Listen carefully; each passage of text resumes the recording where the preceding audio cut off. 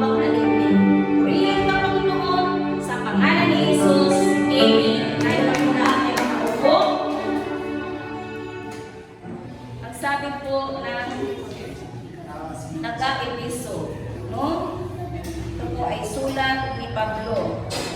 Sabi ng chapter 1, mula kay Pablo na apostol ni Kristo Jesus, ayon sa kalooban ng Diyos para sa mga hinirang na Diyos na nasa Episo, at tapat na sumampalataya kay Kristo Jesus. Sumainyo nawa ang kagandahang loob at kapayapaang mula sa Diyos na ating Ama at sa Panginoong Jesucristo. Mga pagpapalang espiritual, sa pamamagitan ni Kristo, purihin ang Diyos at Ama ang ating Panginoong Jesucristo. Pinagkalooban niya tayo ng lahat ng pagpapalang espiritual na nagmumula sa langit dahil sa ating pakikipag-isa kay Kristo. Bago palikhain ang sanlibutan, ay pinili na niya tayo upang maging Kanya sa pamamagitan ng ating pakikipag-isa kay Kristo at upang tayo maging banal at walang kapintasan sa harap niya. Dahil sa pag-ibig ng Diyos, pinili niya tayo upang maging anak niya sa pamamagitan ni Jesucristo ayon sa kanyang layunin at kalooban. 6. Sa gayon ay purihin ang kaluwalhatian ng kanyang kagandahang loob na sagana niyang ibinigay sa atin sa pamamagitan ng kanyang minamahal na anak.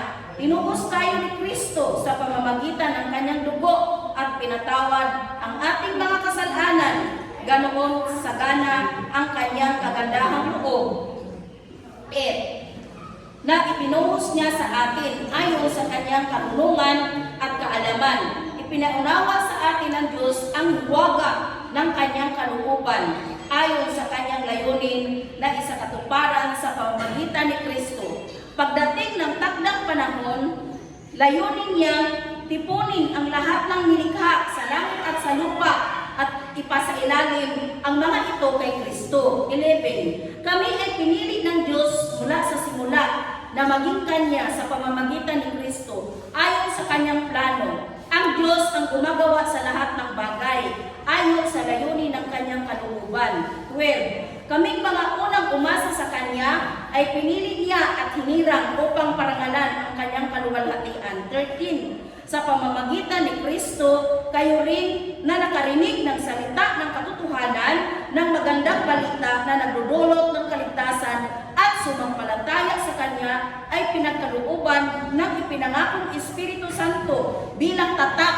at paghirang sa inyo. 14. Ang Espiritu, katibayan na makakamit natin ng lubos ang lahat ng pangako ng Diyos sa atin at sa gayon ay pupurihin ang kanyang kaluwalhatian. 15. Ang panalangin ni Pablo. Kaya nga mula nang nabalitaan ko ang tungkol sa inyong pananalig sa Panginoong Hesus at ang inyong pag-ibig sa lahat ng kanyang mga banal. 16. Walang tigil ang pasasalamat ko sa Diyos para sa inyo. Hindi ko nakakalimutang ipanalangin kayo. 17. Idinadalangin ko sa Diyos ng ating Panginoong Jesucristo ang maluwalhating Ama na pagkalooban niya kayo ng Espiritu ng karunungan at pagpapahayag tungkol sa Diyos upang lubos ninyo siyang makilala. 18. Naway liwanagan ng Diyos ang inyong mga puso upang malaman ninyo ang pag-asa na para doon ay tinawag niya kayo kung gaano kasagana ang pagpapalang inilaan niya para sa kanyang mga banal. 19. At kung ano ang di masukat niyang kapangyarihan na kumikilos sa atin na mga nananalig sa Kanya. Ang dakilang kapangyarihan din iyon. 20. Ang muling bumuhay kay Kristo at nagtupok sa Kanya sa kanan ng Diyos ay sa kalangitan. 21. Mula roon ay namumuno si Kristo sa lahat ng paghahari, kapamahalaan, kapangyarihan at pamunuan sa kalangitan. Higit na dakila ang kanyang pangalan kaysa lahat, hindi lamang sa panahong ito kundi maging sa darating. 22. Ipinailalim ng Diyos sa paa ni Kristo ang lahat ng bagay at ginawa siyang ulo sa lahat ng bagay para sa iglesia. 23, na siyang katawan ni Kristo ang kapuspusan niya sa pamumuno sa lahat ng bagay. Amen. Purihin po ang Panginoon. No? Nandito na tayo sa Ephesians chapter 1. Ito po ang sulat ni Pablo, no, sa mga taga-Epeso. At maging sa atin ngayon, ito po'y pinaalalahanan tayo, no, na talagang idiniin dito ni Pablo na talagang makita talaga sa atin na mga mananampalataya na mamumuhay talaga tayo sa Espiritu ng Diyos. Amen? Ano ba yung Espiritu ng Panginoon? Ano ba yung Espiritu ng Diyos? Ang Espiritu ng Diyos, mararamdaman mo lang kapag tayo ay nagpalalim sa Panginoon. Amen? Kaya dapat lahat talaga tayo, lalo na talaga yung mananampalataya, in-expect talaga yan ng Panginoon at maging ni Pablo na dapat talaga makita talaga sa atin, no, na tayo nagpakalalim sa espiritual. Kasi kapag ang isang mananampalataya ay hindi nagpalalim sa espiritual, hindi po yan niya maiintindihan, no, kung paano siya tinawag ng Diyos. Kasi tayo lahat pinili tayo ng Panginoon eh. Nauna nga lang tayo, sabi ng Diyos, may nauuna na nahuhuli at may nauhuli na may nauuna. Amen? Palakpakan mo ang sarili mo kung bakit nandiyan ka ngayon. Ibig sabihin, nauna tayo na pinili ng Diyos. Amen? Kaya kailangan natin consistent. Yan. No? Walang tigil. No? Kasi nga naman talaga sa totoo lang, kapag tumitigil tayo, no, sa paglilingkod sa Panginoon, siyempre, ano pararamdaman ng Diyos sa atin? Sa tingin nyo, sa pag-unawa ninyo bilang physical, no, literal. Diba? Kasi gusto ng Panginoon na tayo ay manatili, magpakalalim sa salita ng Diyos, consistent. Sabi nga, ang paglilingkod sa Panginoon ay sa mamatay at sa mabuhay, sa kasiyahan, no, at sa kahirapan. Kasi ang Diyos, hindi po siya natutulog, kumain, nagpayahay. Hindi po siya namamasyal, no, na para magpasarap. Tayo po ay marami tayong mga pagtitiis. Amen? Kasi ang pagtitiis, ayan po ang paghihiwalay sa kasalanan. No? Walang shortcut. No? Kaya pag binasa mo yung Biblia, talagang lahat ng pagsasakripisyo, pagtitiis, yan po ay bunga ng banal na Espiritu. Amen? Wala pong shortcut. Kaya nga, nakita ninyo ang ating bansa, ginawa nilang shortcut. No? Kahit na malalaki na ang sahod, no? Malalaki na ang sahod, kumuha pa sila ng ano, nangurang pa sila. Ano yung inani nila? Amen? Kaya kapag tayo ay ginawa natin lahat ang shortcut, kaya maging sa ministry, hindi po siya basta-basta. Naapoy pag-upo. No? Kaya pag-upo, pag-upusap, no? Pero sige lang, laban lang.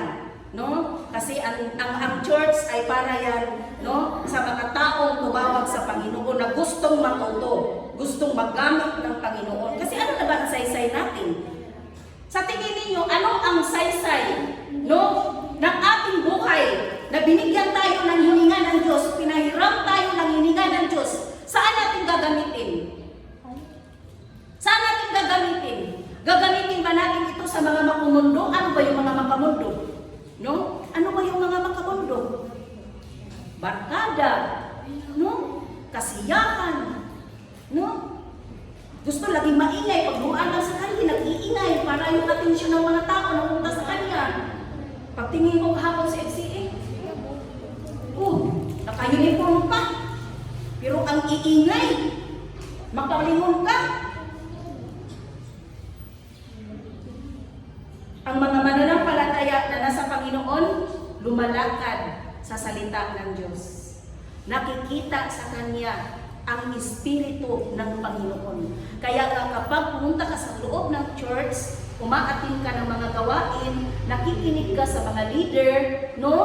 Makikinig ka sa mga leader, umuupo ka, magkakaroon ka ng pangunawa na ito pala ang meaning ng buhay. Palakpakan mo ang Diyos. Ito yung meaning ng buhay. No?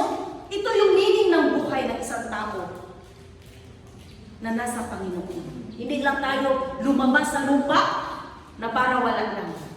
Alam niyo po, ang wangis natin ay kawangis tayo ng Diyos. Gusto ng Panginoon na sa Kanya tayo. Yung banal na Espiritu, ito yung panalangin ni Pablo, no? Inalugdan ng Diyos ang ating pananalig sa Kanya. Si Pablo, walang tigil sa kakapanalangin sa atin. Sa atin ngayon, sinong nananalangin? Amen? Sino ang nag-i-intercede sa atin? May nag-i-intercede sa atin. Pangalawa na lang yung mga intercessor, yung mga nasa prayer ministry, pangalawa na lang yan. Ang unang nag-intercede sa ating lahat ay si Jesus, na nakaupo sa kanan ng Ama. Siya yung nagsasabi, nagpapahatid na ito yung panalangin ng GCF family. Amen? Ganun yun. May nag-i-intercede. Kaya kung wala ka sa Panginoon, sinong intercessor mo? Hello? Kung wala tayo sa Panginoon, sinong nag-i-intercede sa atin? Lagi sinasabi, lagi tinuturo sa church, dalawa lang ang uri ng tao na nabubuhay sa mundo. Masama at mabuti. Piliin natin ang mabuti.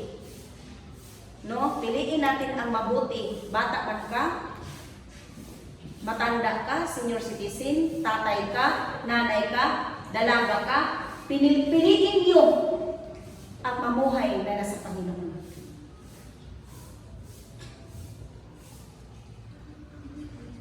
Piliin natin lahat na mamuhay tayo na nasa Panginoon. Kasi yun yung meaning ng buhay. Yun yung meaning ng buhay natin na tayo'y nabubuhay sa lupa. No? Para ang ating mga magulang, mga bata, para ang ating mga magulang, matutunan nila, wow, ang anak ko, lagi ko nang nauutusan. Wow, ang anak ko, hindi na nangangapit bahay. Wow, ang anak ko, hindi na kung saan-saan pumupunta. Lagi nakaantay sa akin na kung ano ang iuutos sa akin. Nagiging masunuring bata ka siya. Bakit? Pinili niya ang nasa Panginoon na pamumuhay. Amen?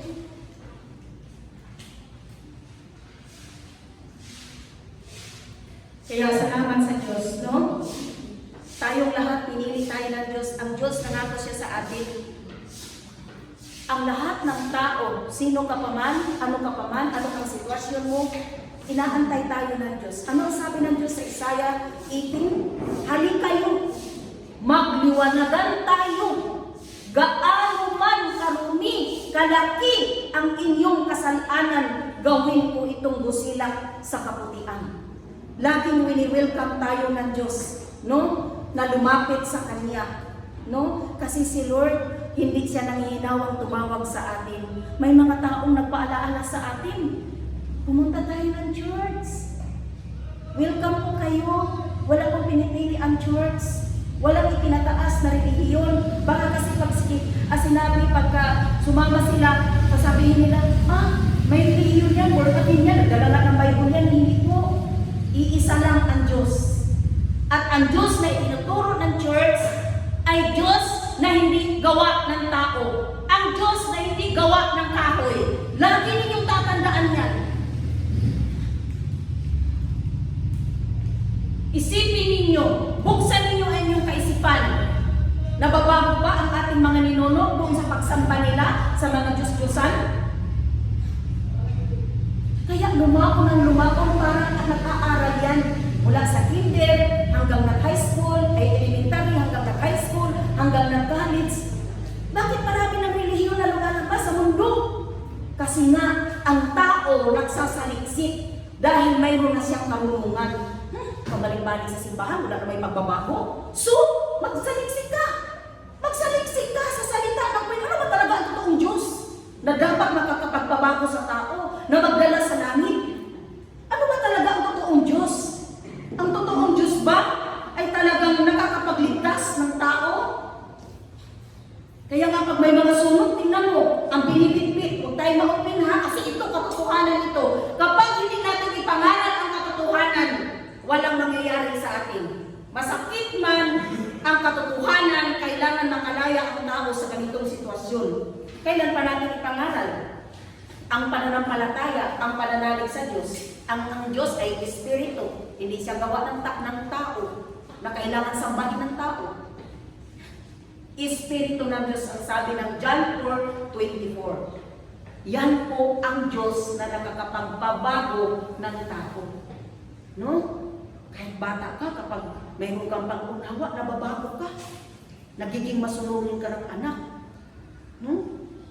Kaya salamat sa Panginoon, huwag tayo mawala ng pag-asa dahil ang sabi dito, pinili tayo ng Panginoon. Gusto niya tayong kupkupin, arugain, dahil sa Kanya, ang may pananampalataya at may pananalig, aarugain ng Diyos yan. Aarugain ng Diyos yan. Kukupkupin niya yan.